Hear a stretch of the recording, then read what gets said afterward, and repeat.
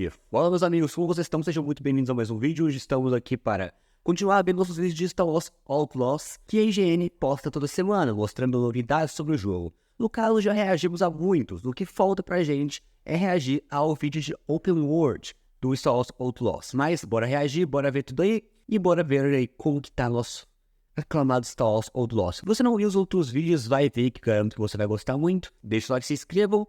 E simbora ver como está o Open World. Então vamos lá, ver se tem no máximo 4K e legendado. Vamos embora. Making games is really tough. Making open world games is really tough. And making Star Wars open world games is the next level of difficulty. Julian Garrity, creative director at Massive Entertainment, is up for a challenge. For the first time ever, we're getting a fully open-world Star Wars video game. It's been a long time coming, but after back-to-back successes with both The Division and The Division 2, Garrity was in the mood to take a risk. This may be just my approach, but even if it's scary, you've got to do it. You've got to lean into it. What's the downside to pitching a Star Wars game at Lucasfilm Games in George Lucas's old office? I mean, what's the downside to that? If it doesn't work, it doesn't work. But you still have that experience. Fast forward several years after that meeting, and Massive Entertainment is less than 2 months away from releasing Star Wars Outlaws, a fully realised version of the original pitch described in that office. An open world of dual ambitions, maintain the cinematic legacy of the films, and create immersive scoundrel gameplay that grants you the freedom of the galaxy. I think it's taken this long to get an open world Star Wars game because of how, excuse the pun, massive it is to build a game like this. There are only so many studios in the world who build games of this scale. The door is then open for Massive to come to us and say, this is what we're interested in doing. This is the type of game design and gameplay we want. This is what we're thinking about in terms of an archetype. Where does that fit? It's the outlaw player fantasy and it's open world. Those were the two main pillars that we pitched. Why open world? Because the outlaw fantasy really needs that to live and breathe. It's a combination of, I think, our DNA as a studio, our background, when we think, okay, what do we have a lot of experience doing? What do we think we're good at? And this fantasy, the scoundrel in Star Wars, begs for freedom. Massive was fully confident in its abilities to create engaging open worlds. The Division offered a bullet-filled action playground, while last year's Avatar Frontiers of Pandora displayed an ability to work well within a Disney license by building a near-unmatched visual paradise. But Star Wars was the new challenge that this team yearned for. Of course, deciding what kind of experience would live inside a Star Wars open world was the first thing that had to be decided. We took a step back, of course, and thought, okay, Star Wars open world, what an opportunity. What does that naturally want to be? And it wants to be the full scale from the very small to the very big, meaning sitting inside a cantina, playing sabak, being able to walk through the street, jump on your speeder, drive across the planet's surface, park literally your bike in your own ship, take off into space seamlessly.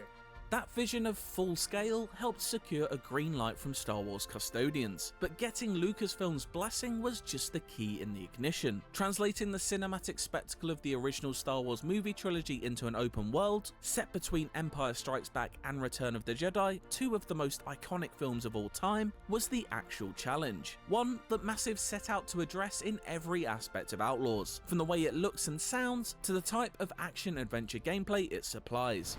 Fire up the hyperdrive.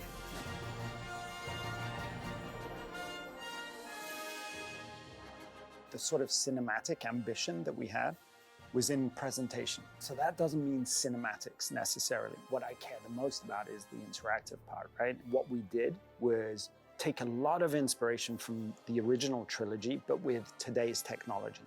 So very similar to what Rogue One did. What its aim was to do was to replicate a lot of the sort of filmic effects of those lenses of the 1970s.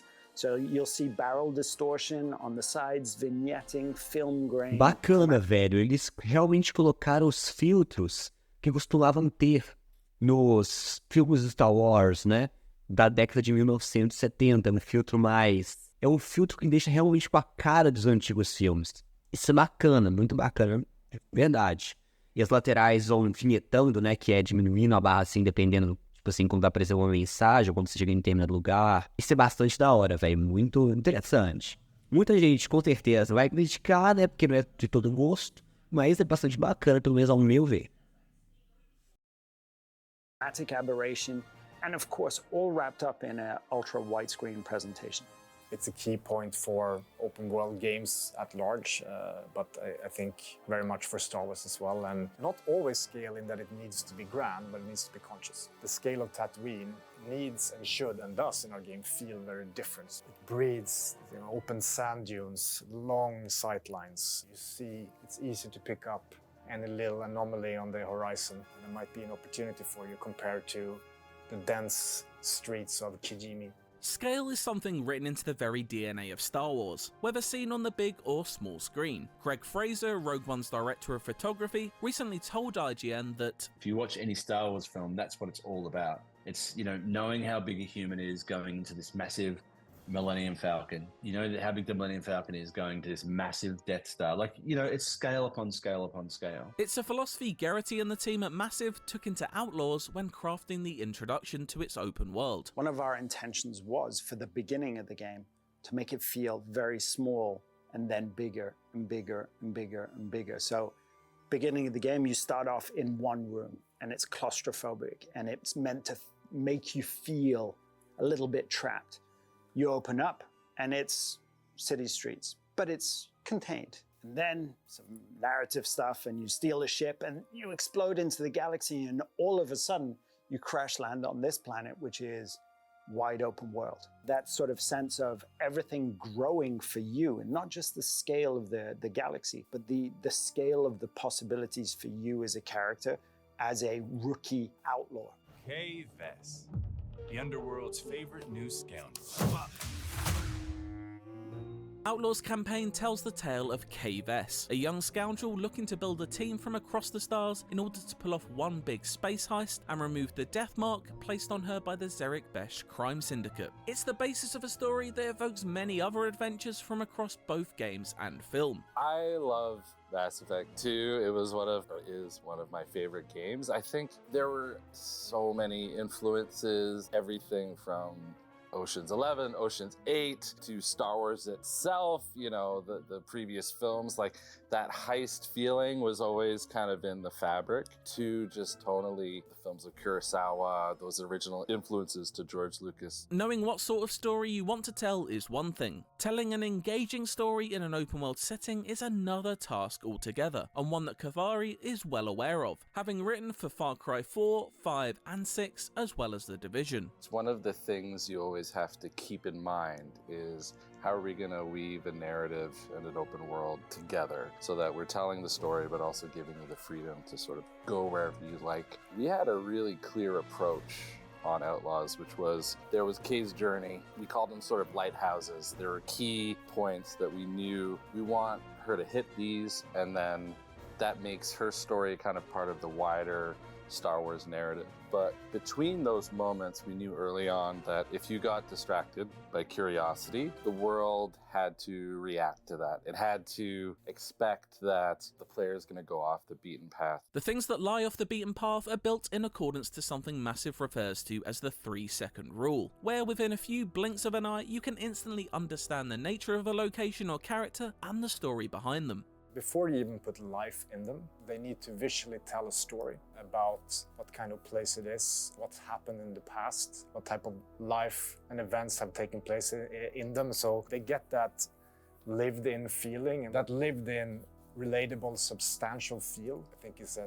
hallmark of any good open world, but also very Star Wars. Star Wars' aesthetic has always been rooted in the idea of the used future, where everything from the largest spaceships to the tiniest droids have that instantly recognizable layer of grime. Those small details build up into authentic, cool and bespoke spaces, something Massive has always managed to build into its open worlds. The Division and its sequel are packed full of memorable levels ranging from New York landmarks to Washington DC museums, and that philosophy is being transferred to Outlaws' many planets. Its main missions promise to take us to iconic locations such as Imperial bases and Jabba's palace. We can lean into the virtual tourism aspect of, hey, What is the distance between the moisture farms and Mos Eisley and the cantina? There is a linear roller coaster story golden path, if you will. And around that, of course, there's the open world. That's the dream I know I had as a kid. That is what I've always wanted from a Star Wars game, is that, you know, when I'm on a journey, when I'm entering into a quest, it might start on foot. It might start navigating a High Republic cruiser that's crashed, but I want to be able to jump into my speeder and blast off, hop into the Trailblazer, take off into space, maybe land in a space station and meet some characters that factor into my Mano, isso é quest. bacana. Tá? Mano, esse jogo tá prometendo ser uma coisa tão grande, mas tão grande que meus amigos... Igual eles, uma coisa que eles falaram bastante da hora. Durante nossa jornada, nós podemos encontrar coisas icônicas que a gente viu na série. No caso ali, se passa antes do retorno de Jedi, né? Então, tipo assim, a gente vai pegar os eventos, a gente pode ver e achar tudo que aconteceu antes, né? Easter eggs, tal. Imagina, a gente tá assim, tipo, numa cantina assim, de algum desses bares intergalácticos, aí de nada a gente vê alguém comentando, sei lá, sobre o Império, vai que comentam sobre o Darth Vader, alguma coisa assim. Não. Tipo assim, mesmo que seja uma menção, vai ser muito da hora. Vimos que vai ter uma menção ao Sol lá na Carbonita. Então é bastante da hora, a gente se sente naquele universo que a gente foi inserido. Bacana mesmo. Journey along the way. And so that sort of connective tissue of planet or moon to space was crucial, because that's kind of the fantasy that I think players are hoping for. That fantasy and freedom is evidently at the core of Outlaws, and while all 5 planets and moons won't be instantly available to hyperdrive between, Garrity claims it won't be long into Kay's journey until the galaxy opens up. There's a very structured intro that leads you to crash land on Tashara, which is a moon that we created with Lucasfilm Games. And once you finish the sort of linear narrative on Tashara, the other planets open up, and there it becomes... Tá, então peraí, entendi. No início, no caso ali, nas primeiras missões, assim, digamos assim, da história, a gente vai ser obrigado a fazer um pouso forçado, deve ser por alguma coisa danada, alguma coisa assim, em Toshara, que é uma lua que a gente fez no último vídeo sobre ele, acabou de sair no canal, vamos lá ver se vocês não viram. E nós vamos fazer uma coisa lá, né, sei lá o quê, e depois disso o mundo se abre pra gente fazer o que a gente quiser. É tipo uma introdução, que nós vamos ser obrigados a, tipo, seguir ali mais rapidamente, para depois o mundo se abrir. Deve ser para ensinar algumas coisas, mostrar outras coisas, alguma coisa assim, né? Fazendo parte da história. Mas bacana, depois o mundo se abre e você pode, se quiser ir na concheira do Pará do planeta, lá, você vai poder ir. Então, é tipo isso, vai se abrir depois para você fazer o que você quiser. Non-linear, and you can choose to tackle those in any order you want. Exploração. Exploration of these worlds is highly encouraged, with maps that are not, at least initially, flooded with icons and... Olha só, então, uma pequena demonstração, né, de um pequeno pedaço do mapa de Tatooine. Da hora. Parece que a Ubisoft aprendeu a não tacar muito ícone no mapa, isso é bom. Mas eles falaram que, por enquanto, o mapa, tipo assim, quando você chegar no local, o mapa vai estar zerado, não vai ter mostrando nada no mapa. Eles falaram que quando você chegar no local, não vai ter aquele tanto de ícone no mapa mostrando as coisas onde você tem que ir ou onde tem alguma coisa.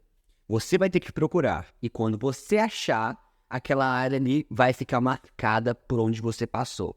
Mas antes disso, não fica, eles falaram isso. Bastante bacana, né? E ali a gente vê algumas coisas ali em cima.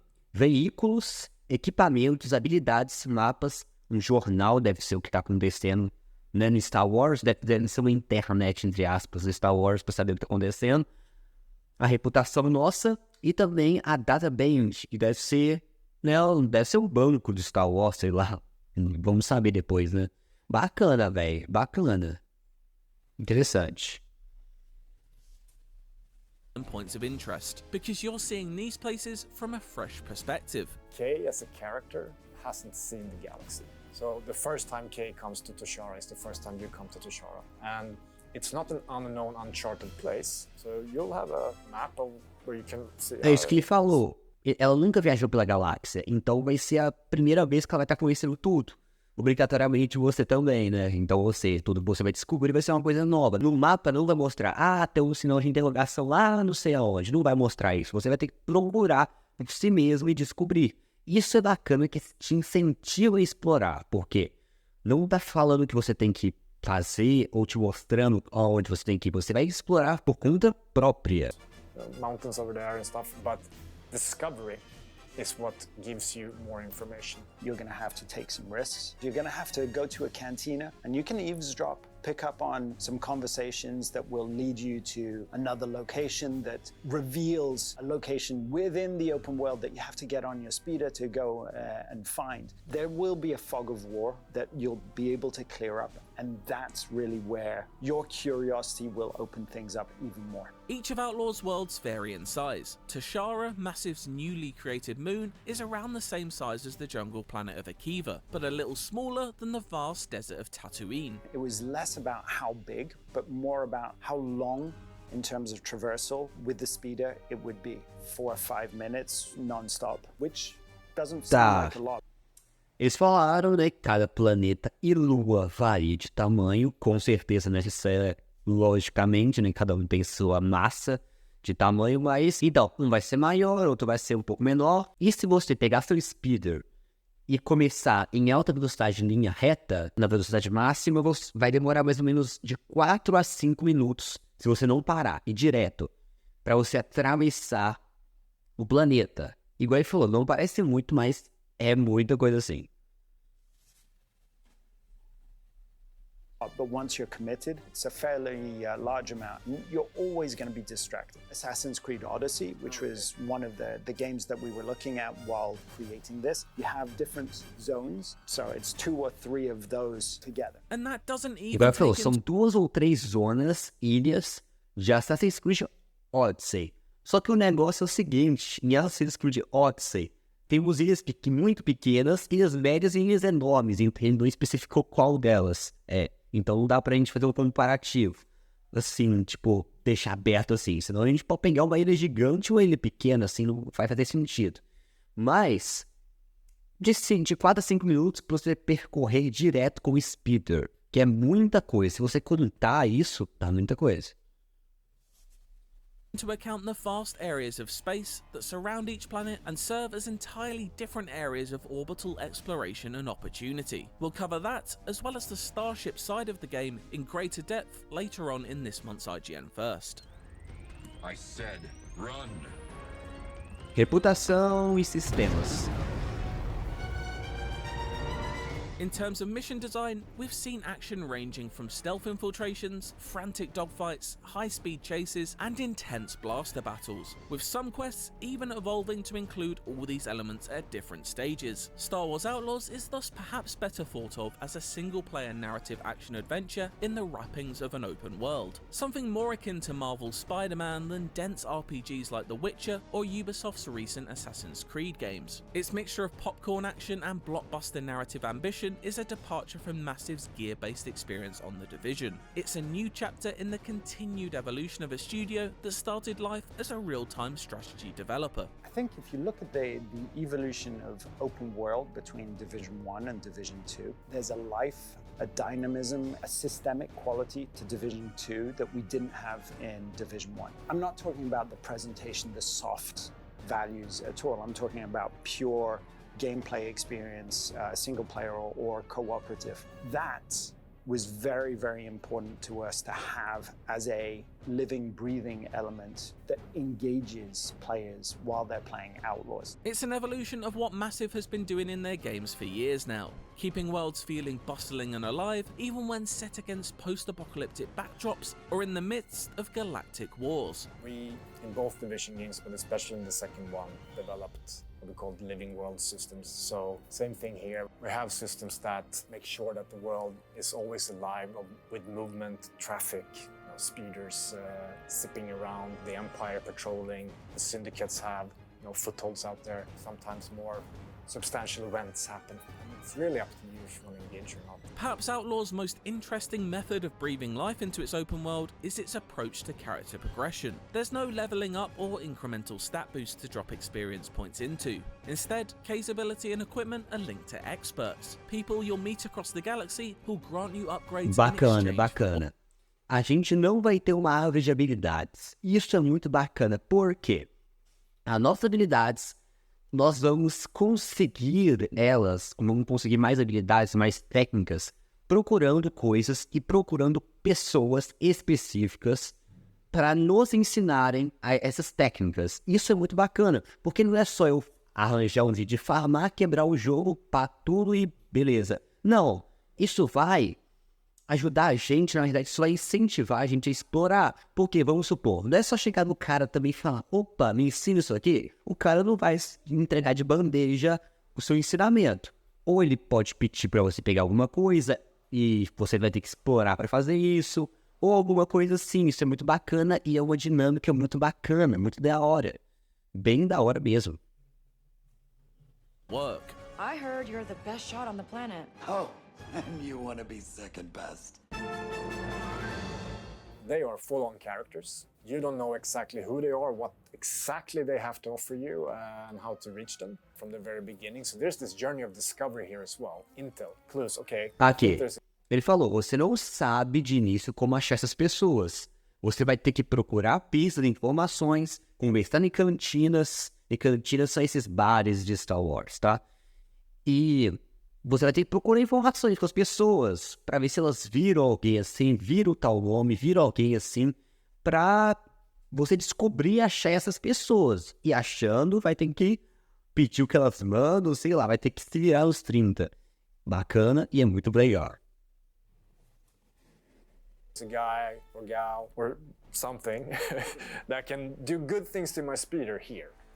Meaning these are really strong incentives for you to move around and journey through the world and expose yourself to other fun things on the way. And once you reach them, there's a character there to interact with and an adventure to go on, because they want instantly just, oh, here you go, right? And then they essentially open up a little regional progression for you where the nature of unlocking those things is also very tangible. For example, after finding a Jawa by sourcing their location from overheard intel at a cantina, you can complete a mission for them in order to gain a new skill. In this case, it's to venture into a dead Sarlacc to find a pristine tooth from its second mouth, which you can then exchange for a laser turret for Kay's starship, the Trailblazer. It's a smart way of blending gameplay progression with narrative befitting of the Ele deu um exemplo prático, que até foi mostrado na gameplay de 10 minutos da IGN, e que gameplayzinha mentirosa, porque pegam a versão do jogo antiga para mostrar pra gente em vez de mostrar mais recente. Eu comentei isso no vídeo da notícia de Star Wars. Vai lá pra ver se você não viu. Porque nos vazamentos que teve de 3 minutos de gameplay, mano, o negócio tá insanamente melhor, mas insanamente melhor. Mas ele deu um exemplo prático. No caso, vamos supor, você chegou num cara lá e você quer uma torreta para sua nave. Ele fabrica peça para nave, você quer uma torreta. Ele fala, eu posso te dar, mas você vai ter que conseguir um dente dentro de um Sarlacc, como ele falou, morto, alguma coisa assim. Aí você vai ter que ir lá e se aventurar, entrar nesse bicho, procurar onde que ele tá, porque não vai te fornecer a informação onde ele tá. Vai ter que procurar onde ele tá, achar o item, voltar e entregar o item e ele te dá a recompensa. Não sei se vai ter, tipo assim, vamos supor, o cara fala, faz isso pra mim, você fala, eu não, aí você pega o seu blaster e toma um tiro. Não sei, talvez, sei lá, né, vai que sim. Mas é tipo um exemplo desse. Star Wars criminal underbelly. You can go on a journey with a character such as an expert who is going to teach Kay a new skill, give her a new upgrade, to her blaster. That skill, that upgrade definitely ties into Kay pulling off the heist, but it's also very much its own journey, which is in the Star Wars tradition as well. Another system aiming to marry gameplay with narrative is how Outlaws tracks Kay's reputation with each of the criminal syndicates. Her bond with each of the Hutts, Pikes, Crimson Dawn and Ashiga clan will strengthen or weaken depending on your choices in dialogue and mission objectives. I'm gonna finish it. Shame. Your reputation moving in the positive direction unlocks a lot of things for you. Everything from actual access to territory that they control, where you might have been able to sneak in otherwise, to landing pads in the open world. Bacana, o que ele tá falando aqui? O nosso sistema de reputação é dinâmico dependendo com cada facção. Então, vamos supor, os cartéis vão se comportar com você dependendo da reputação que você tiver. Se a sua reputação for boa, beleza. Se for excelente, melhor ainda. Se for ruim, tudo vai reagir à sua reputação dependendo dos quartéis. Então, se a sua reputação for excelente, você vai poder andar pelos quartéis, vamos supor assim. Vamos supor, se com o cartel do HUD for muito, mas muito boa, você vai poder entrar no cartel, andar lá, conversar com as pessoas de lá, fazer coisas lá. Se a reputação for péssima, eles não vão te deixar entrar lá nem por decreto. Aí você pode tentar, mas vai conseguir, eu acho muito pouco provável. Mas aí depende, esse dinamismo com a sua reputação. Tanto que aparece quando você vai tomar uma decisão importante, a sua reputação, dependendo da sua decisão, vai cair ou aumentar. Aí, cabe a você escolher, você pode brincar com isso. É muito bacana. With traders affiliated with the syndicate, unique, really exotic rewards, etc., etc. But if you really get on their bad side, that's another thing that you will feel dynamically in the game, because they actually send hit squads out for you in the open world. The reputation system doesn't just sit inside of missions though. Smaller opportunities regularly present themselves to boost your relationships among the syndicates. These might be smaller skirmishes where choosing to get involved can benefit you and the organisation you side with, and a strong bond may even help you out with the bigger threat looming over the galaxy. This is getting bad. Hold tight. If you've, for whatever reason, ended up wanted and you're being chased by Empire and you cross paths with a syndicate that you have really good reputation with at the moment, they might join in and help you out. Outlaws directly follows the events of The Empire Strikes Back and sees the Imperial forces at the peak of their powers. In gameplay terms, the Stormtroopers are basically like GTA's police and adopt a similar wanted system. Find yourself in a restricted area or accidentally fire a stray laser bullet at a Stormtrooper and you'll quickly find yourself in hot water. Bacana, bacana. Os Stormtroopers, no caso, nessa época que se passa, o Império tá muito forte, muito forte. E os Stormtroopers, como ele falou, é como a polícia do GTA. Vai ter níveis de procurado e dependendo do seu nível de procurado, aumenta a demanda de soldados e aumenta o armamento deles. Então, vamos supor, seu nível é alto, vai aparecer nave, vai aparecer esquadrão vindo naqueles carros, entre aspas, deles. Vai vir uma tropa atrás de você, dependendo do que você quiser. Vamos supor, você tá andando na rua, o Stormtrooper, igual ele me deu de exemplo. Você atira, vai começar a te perseguir. No caso, seu sistema é muito bacana, né? Que com certeza uma coisa que eu vou querer tentar é ficar o máximo de procurar. Não, imagina, quão da hora deve ser bacana demais, velho. Means a revolutionary system when it comes to open world design, but one that is made all the more exciting thanks to a lick of Imperial black and white paint. It has a good range of escalation and de-escalation. It's really up to you if you want to try and hide or maybe bribe an Imperial officer that's a bit corrupt in a city somewhere, or try to jump to a different space region. But you will feel it, and let's just say there are Death Troopers for a reason. Hang on.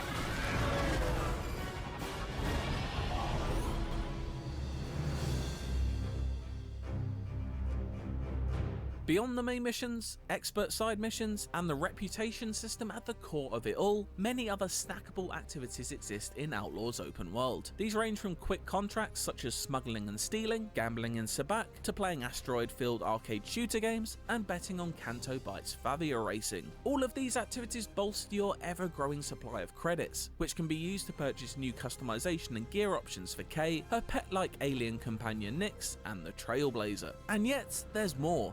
Emergent events frequently take place throughout the open world, whether on land or in space. Every 2-3 minutes there'll be something that's happening, whether it's an ambush or the Empire arresting some civilians or combat with some criminal syndicates, and it's up to you whether you want to engage or not. Bacana, vai ter muita coisa pra você fazer. Entre roubo, contrabando de coisas, apostar, jogar sabak, jogar jogos dentro do jogo, você pode fazer isso também. E, igual ele falou, ele tá prometendo que de 2 a 3 minutos vai acontecer um evento. Seja uma emboscada, seja talvez o Império... Seja o Império entrevistando pessoas ou prendendo pessoas. E cabe a você interagir ou não. Se você não interagir, vai ter um resultado. Se você interagir, vai ter outro completamente diferente. Cabe você a querer ou não. E indico interagir com tudo, porque aí vai ter uma resposta completamente diferente. So much to do in Star Wars Outlaws? How does Massive go about avoiding open world bloat? With a near endless galaxy of opportunity, there's the worry that things may spiral, feature creep sets in, and everything just gets too big. The studio had a clear plan from the start though, leading with variety over size, quality over quantity, if you will. Muito bom! Finalmente a Ubisoft aprendeu isso. Qualidade ao invés de quantidade. Coisas um pouco menores e densas do que coisas enormes. E uma coisa lá não sei aonde, uma coisa lá não sei aonde. Muito melhor assim, muito melhor. Finalmente aprenderam. Vamos ver na prática depois, mas acredito que sim. Want things to be just big for big sake. We need it to be contained, always fun, always proposing different activities. It's about calibrating size to substance. When you see something that breaks pattern, that stands out for whatever reason, and you go there and look, there's something there to do, and that repeats frequently enough, and that the quests, the bespoke kind of content of the game makes use of it, so that it doesn't feel like a separate experience, but it's all one. Of course, no matter how much there will be to do in Outlaws, one thing that can be expected is a healthy helping of nods to the larger Star Wars galaxy. Lando is set to make an appearance, and we've already seen a glimpse of Han Solo and Carbonite, but it sounds like they might just be the tip of the iceberg. There's Easter eggs, there's characters that you'll meet along the way across the main quests and across, whether it's the experts or, you know, the wider stories you're going to stumble across. August 30th is a really great date. I recommend bookmarking it in your calendar. August 30 is right around the corner. A short wait for many players for whom an open world game set in a galaxy far, far away has been a long-held dream. I could feel a similar passion for Star Wars coming out of each person I spoke to at Massive, and for them, I can't help but get the sense that that dream is a shared one. Making open world games is tough, and bringing open world to Star Wars may well bring an extra level of difficulty, but for Garrity and the team, it's been a challenge worth taking on. I'm not as young as I used to be, and I'm getting to that point where I think I can count the number of games I can do till I'm put out to pasture on one hand, and it becomes more and more important to me to choose what I do, because it's really important for me to do quality work with people that I love working with, and Star Wars is definitely bucket lists. So, where do we go next? Anywhere we want. We'll have more exclusive looks at Star Wars Outlaws for you Mano, throughout muito July, bacana. and for everything else, stick with IGN. Bem bacana, tem muita coisa que foi mostrado, muitas cenas novas, e ele terminou dizendo que a gente pode encontrar muitos personagens icônicos, que ele falou que o vislumbre que a gente teve do Han Solo em Carbonita é só a ponta do iceberg, então o que nós não vamos encontrar de referências e segredos de personagens da série não é brincadeira. Mas foi esse o vídeo, espero ter gostado, foi mais pra gente ver. Esse Open World foi o vídeo que faltava. Quando lançar mais, vamos trazer aqui para conferir tudo. Mas foi isso, espero ter gostado, deixa like, se inscrevam, fiquem todos com Deus, Deus abençoe cada um de vocês, falou e até mais, tchau.